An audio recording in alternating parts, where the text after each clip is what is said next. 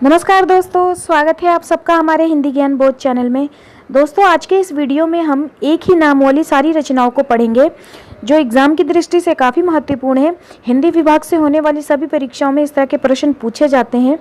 तो आज के इस वीडियो को नज़रअंदाज मत करिएगा और देखिएगा किस तरह से एक ही नाम वाली रचनाएँ कन्फ्यूज़न वाली मैंने एक जगह संग्रह की हैं। ये आपको किताबों में भी मिल जाएंगी, लेकिन जिस तरह मैंने यहाँ आज के इस वीडियो में संग्रह करके वीडियो बनाया है जिसको अभी हम पढ़ेंगे, आप देखेंगे कि आपको किताबों में नहीं मिलेंगी इस तरह से।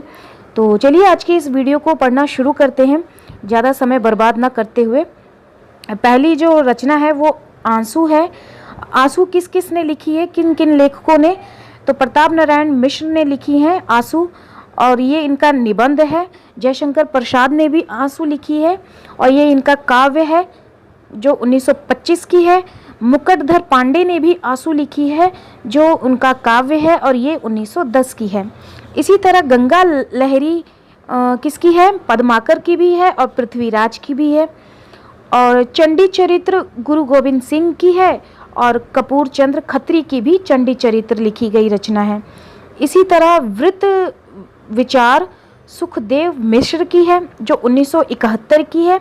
दशरथ की भी वृत्त विचार है जो 1799 की है। इसी तरह मानसी जो रचना है राम नरेश त्रिपाठी की है 1927 की। उदय शंकर भट्ट ने भी मानसी लिखी है जो उनकी 1935 की है।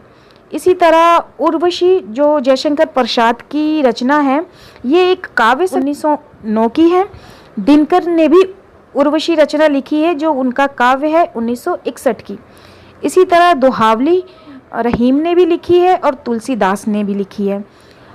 हमीर मठ ग्वाल की भी है जो 1826 की है। चंद्रशेखर वाजपेयी की भी हमीर हठ लिखी गई रचना है। प्रताप नारायण मिश्र की भी हमीर हठ लिखी गई रचना है जो कि इनका निबंध है। इसी तरह झांसी की रानी राधा चरण गोस्वामी की लिखी गई रचना है और ये इनका नाटक है जो 1948 की है। वृंदावन ने भी झांसी की रानी लिखी है जो इनका उपन्यास है 1946 की। सुभद्रा कुमारी चौहान ने भी लिखी है झांसी की रानी जो उनकी कविता है। इसी तरह रुक्मणी मंगल जो है, किन किन ने लिखी है रुक्मणी मंगल? तो नंददास ने लिखी है, विष्णुदास ने लिखी है, महापात्र ने लिखी है और नरहरि ने लिखी है। आप इनको ध्यान रखते जाइएगा। अष्टयाम किसने किसने लिखी है? तो अष्टयाम अग्रदास ने भी लिखी है, नाभादास ने भी लिखी है, रस खान और चंद्र गोपाल ने भी लिखी है अष्टयाम। इसी तरह मधवानल काम कंदला किसने किसने लिखी है? तो ये लिखी है गणपति ने भी लिखी है 1527 में, और ये पूछी भी जाती है एग्जाम में, इसको ध्यान रखिएगा।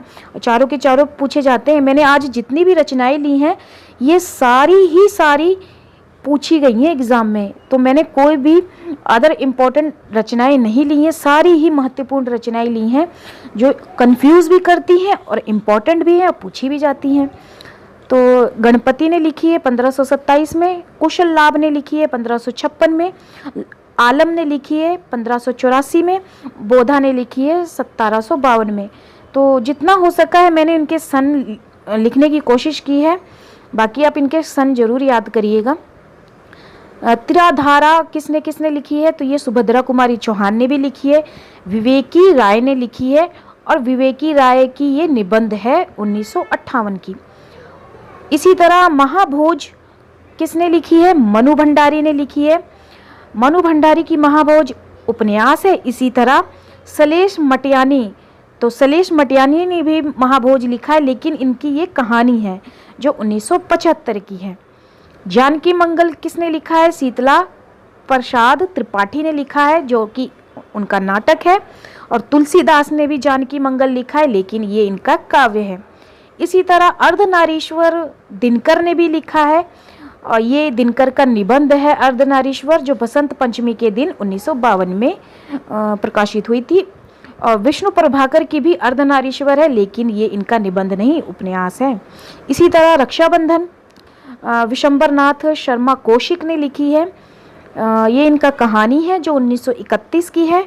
हरि कृष्ण प्रेमी की भी रक्षाबंधन है, लेकिन ये इनका नाटक है जो 1934 की है और ये पूछी भी गई हैं, बार बार पूछी जाती हैं।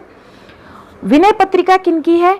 तुलसीदास की भी है, ये काव्य रचना है वियोग हरि की भी है विनय पत्रिका, लेकिन ये इनकी टीकाएं हैं। आगे जो है कवितावली, कवितावली तुलसीदास की काव्य रचना है और लाला भगवान देइन की टीकाएं हैं कवितावली। रसविलास देव की भी है और चिंतामणि त्रिपाठी की भी है। इसी तरह त्रिशंकु, देखिए ये त्रिशंकु पूछा भी गया था, लेकिन तीसरे नंबर वाला ब्रजमोहन सिंह वाला ये एग्जाम में पूछा गया था, यूजीसी नेट एग्जाम में। तो त्रिशंकु अज्ञे की निबंध संग्रह है जो 1945 की है। मनु भंडारी की काव्य संग्रह है जो 1978 की है। ब्रजमोहन सिंह की नाटक है जो 1900, ये इसका सन मुझे नहीं पता, अगर आपको पता है तो आप इसको नोट डाउन कर लीजिएगा, क्यों तो आप इसको ध्यान में रखिएगा। आगे है पंच परमेश्वर, प्रेमचंद्र की है, ये इनकी प्रथम कहानी है जो 1913 की है। और पंच परमेश्वर रंगे राघव की भी कहानी है। इसी तरह हार की जीत प्रेमचंद्र की कहानी है जो 1922 की है। सुदर्शन की भी हार की जीत है जो इनकी प्रथम कहानी है 1920 की, सरस्वती पत्रिका में प्रकाशित हुई थी। माता का हृदय, माता का हृदय प्रेमचंद्र की कहानी है जो 1925 की है। विशंबरनाथ शर्मा कौशिक की भी कहानी है ये माता का हृदय। अब हम करेंगे ज्ञानदीप, ज्ञानदीप शेख नबी की है और दरिया साहिब की भी ज्ञानदीप रचना है। उसके बाद नक्शिख केशवदास की भी है। कुलपति मिश्र और चंद्रशेखर वाजपेयी की भी है नक्शिफ। उसके बाद कन्यादान, कन्यादान ऋतुराज की कविता है और सरदार पूर्ण सिंह की निबंध है। आगे है चित्ररेखा, जायसी की है और राम कुमार वर्मा की भी रचना है चित्ररेखा, 1940 की है ये। कल्याणी मनन द्विवेदी की है ये, 1920 की रचना। और कल्याणी जनेन्द्र की भी है रचना, ये इनका उपन्यास है 1939 की। आगे है अशोक, लक्ष्मी नारायण मिश्र की है, ये इनका नाटक है जो 1927 की है। चंद्रगुप्त विद्या अलंकार की है और ये इनका नाटक है, दोनों ही नाटक हैं लेकिन लेखक अलग अलग हैं, और ये 1935 की है इनकी। धरती त्रिलोचन की काव्य रचना है और भैरव प्रसाद गुप्त की धरती उपन्यास है। देखिए किस तरह से दोनों लेखकों ने ही धरती रचना लिखी है, लेकिन किसी ने काव्य लिखा है तो किसी ने उपन्यास। और धूप दान, ये अनामिका की काव्य रचना है, उषा किरण खान की एक कहानी है। अब हम करेंगे द्रौपदी शब्द से संबंधित रचनाएं। द्रौपदी नरेंद्र शर्मा की प्रबंध काव्य है, सुरेंद्र वर्मा की द्रौपदी नाटक है और प्रतिभा राय की द्रौपदी उपन्यास है। तो देखिए इनको ध्यान रखिएगा। आगे नीली शब्द से संबंधित रचनाएं, नीली शब्द से संबंधित रचनाएं कमलेश्वर की नीली झील, ये इनकी कहानी है, और धर्मवीर भारती की नीली झील एकांकी है। तो ये एग्ज़ाम में कई बार पूछा गया है, तो आप इनको ध्यान में रखिएगा।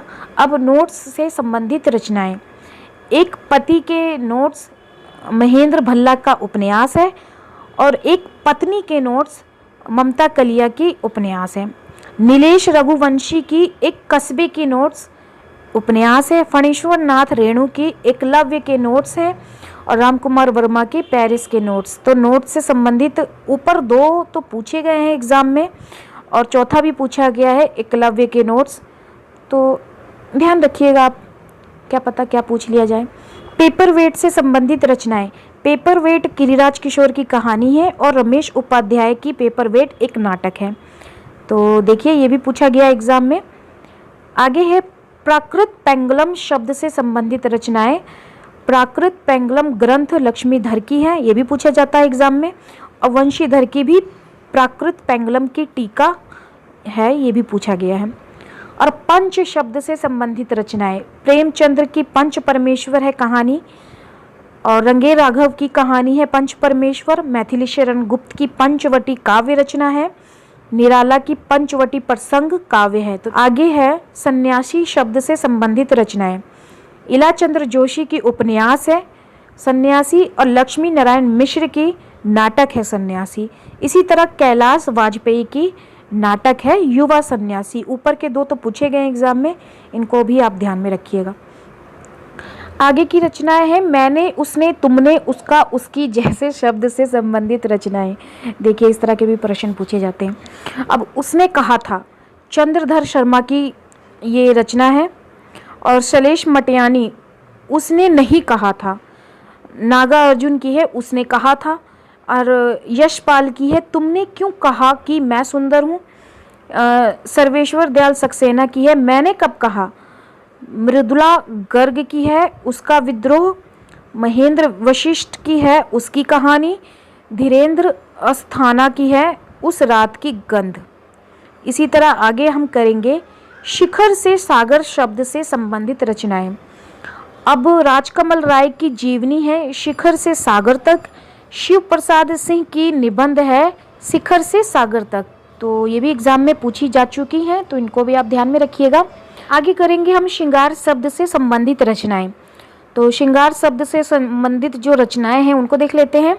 श्रृंगार निर्णय भिखारीदास की है।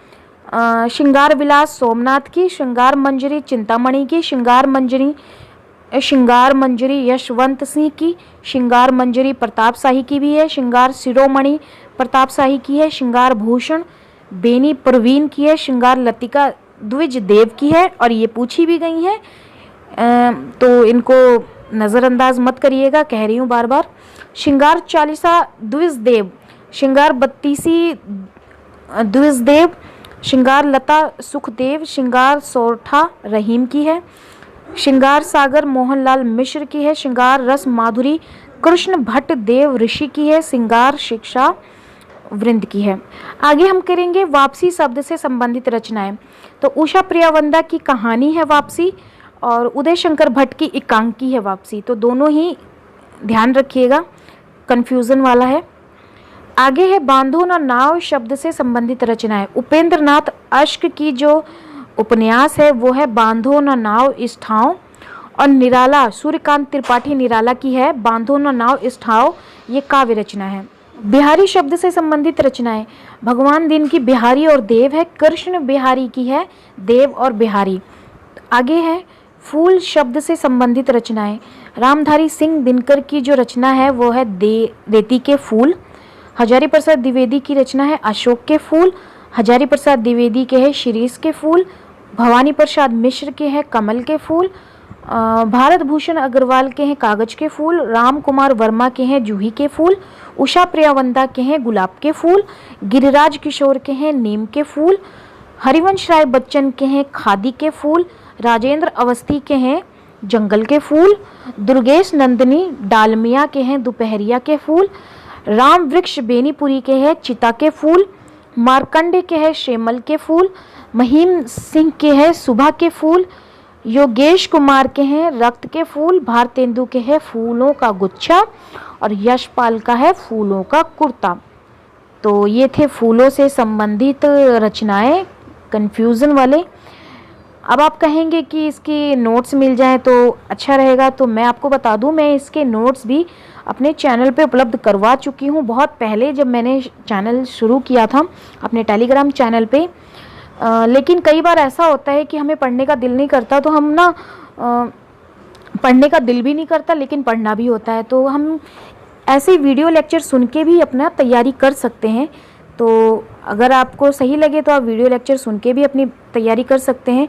पंच शब्द से संबंधित जो रचनाएं हैं, तो पंच परमेश्वर प्रेमचंद्र की कहानी है। रंगे राघव की भी पंच परमेश्वर है, इनकी भी कहानी है। मैथिली शरण गुप्त की पंचवटी है जो काव्य है। निराला की पंचवटी प्रसंग है जो काव्य है। आगे झूठा शब्द से संबंधित रचनाएं। यशपाल की झूठा सच एक उपन्यास है।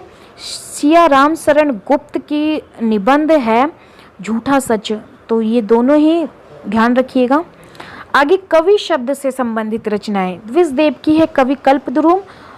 रामदास राजकुमार की है कवि कल्पद्रुम। श्रीपति की भी है कवि कल्पद्रुम। चिंतामणि की भी है कवि कुल कल्पतरु। दूल्हा की कवि कुल कंठाभरण। विनय चंद्र सूरी की कल्प निरुक्त। तो ये कवि से संबंधित है। अब काव्य से संबंधित रचनाएं। चिंतामणि की काव्य विवेक है। चिंतामणि की काव्य प्रकाश है। श्रीपति की काव्य सरोज है। भिखारी दास की काव्य निर्णय है। इसी तरह रघुनाथ की है काव्य कलाधार, प्रताप शाही की काव्य विलास, प्रताप शाही की काव्य विनोद, देव की काव्य रसायन, देव की शब्द रसायन, सुरती मिश्र की है काव्य सिद्धांत, रामदहीन मिश्र की है काव्य लोक, काव्य दर्पण और काव्य विमर्श। तो ये अभी आप ध्यान में रखिएगा। अंधा शब्द से संबंधित जो रचनाएं हैं उनको देख लेते हैं। लक्ष्मी नारायण लाल के जो अंधा कुआं नाटक है, धर्मवीर भारती का भी अंधा युग है, उनका नाटक है। उपेंद्र नाथ अश्क की अंधी गली उनकी एकांकी है।